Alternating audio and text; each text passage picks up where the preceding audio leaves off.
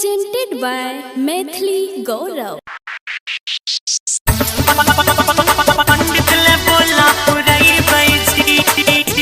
Music by DJ Vikas Sitamarhi.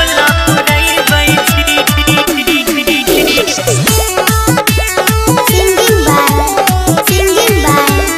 gaurav thakurk. जल्दी से गाड़ी के धुआं न सैया ए जी सुनै छो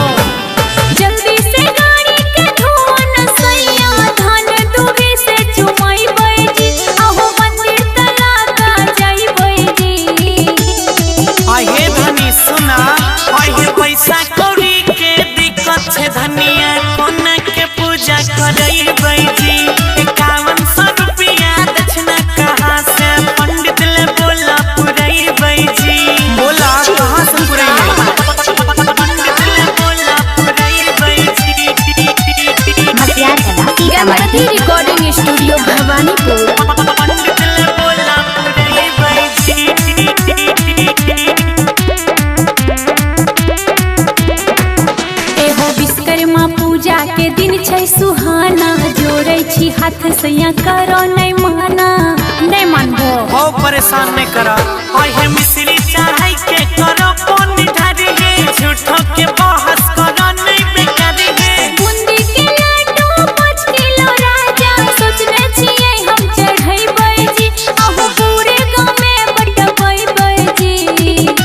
पहले पैसा जुगाड़ लगते तब ने आहे पैसा कौड़ी के दिक्कत छे धनिया कोन के पूजा करैबै जी 5100 टका बोला कहाँ से पंडित जी ले हम लैबै जी अपने किसकी वाला फोन पर फोन करे छी पंडित ले बोला पुरैबै जी गणपति रिकॉर्डिंग स्टूडियो भवानीपुर पंडित ले बोला पुरैबै जी